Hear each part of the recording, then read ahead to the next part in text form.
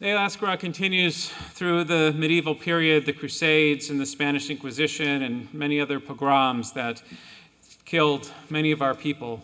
But of course, in the history of the world, and certainly in our time, nothing was as great as the destruction of the Holocaust. Last year, we started a new tradition here where we invited grandchildren of Holocaust survivors to come and share the story of their grandparents as we reflect on the martyrs of our people. And this year, we're going to continue that tradition as we invite up Shayna Sukoneck, Sarah Sellers, and Josh Sellers to join us on the bima to share the story of their grandparents who survived the Holocaust.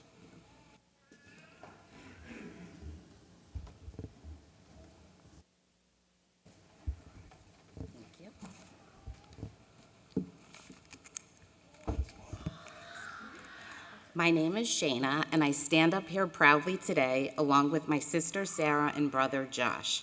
We are the grandchildren of numbers 33646 and 99460, also known as Avremel and Shifra Sellers.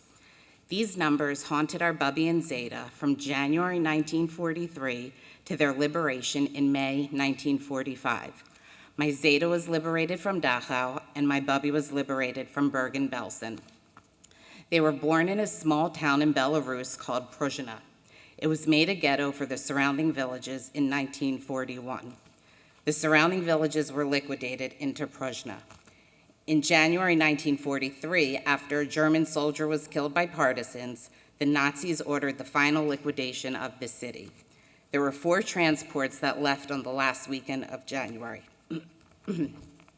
My Zeta was married before the war and had a little girl.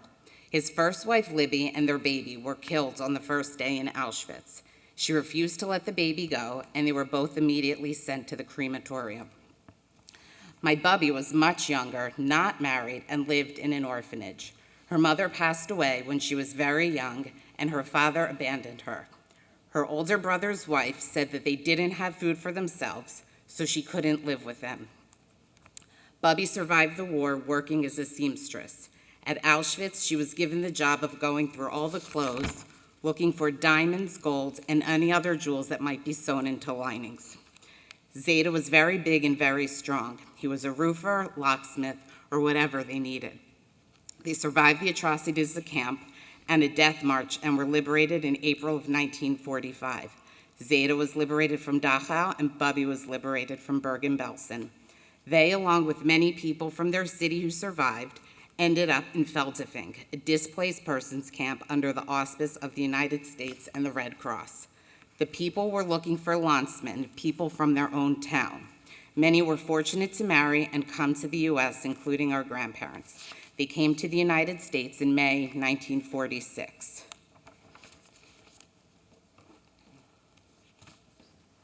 They were on the second ship out of Germany. The name of the ship was the Marine Flasher.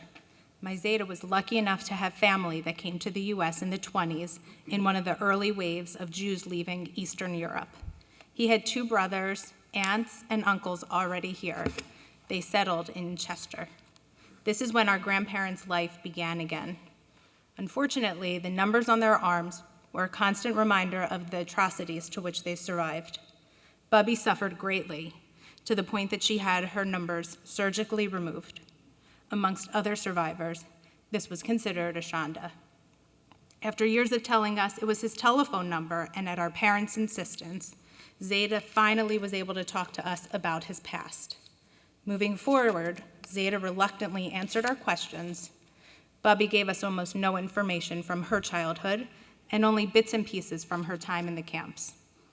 Even after our parents arranged for someone to interview them from the Spielberg Project on 3 separate occasions, they backed out at the last minute.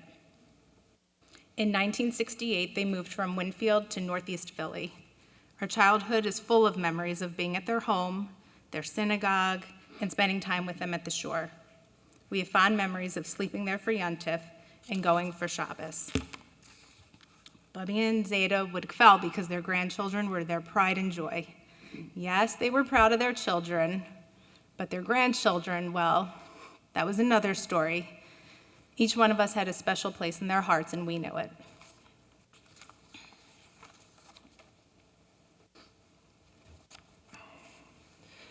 Education was of great importance to them. They checked in regularly to see what we were learning and how we were progressing.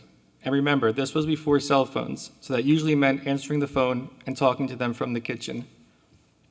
Bubby and Zeta had a key to Mom and Dad's home and would think nothing of coming at 7 in the morning on the weekends unannounced because Zeta said it was time to plant the garden. So what did we do? We planted the garden in our pajamas. Holocaust survivors couldn't have imagined having a new family, yet alone having grandchildren. The warmth they had for their grandchildren was utterly unique. One of my fondest memories growing up with Bubby and Zeta was during Rosh Hashanah. We would be in the kids' service across the hall from the main sanctuary. As soon as that service was over, we would make our way to the main sanctuary. I remember Zeta was always the first one to greet us with his amazing hugs and would introduce us to everybody in earshot of our seats. He was able to hold our seats by dropping a tallis or two over multiple chairs, reserved for the seller's grandkids. After services were over, Zeta, the girls, and I would go for long walks in their neighborhood. This is just one of many fond memories that I hold near and dear to my heart.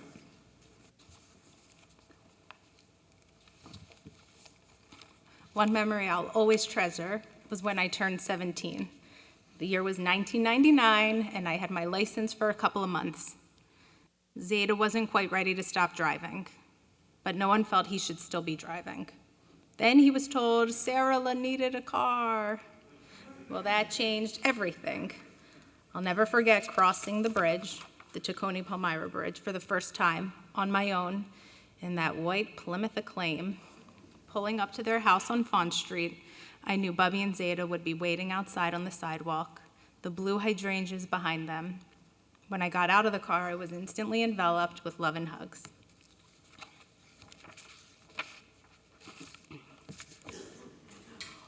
One of my vivid memories growing up Sellers was being fortunate enough to go on a US-wide tour to Eastern Europe and Israel.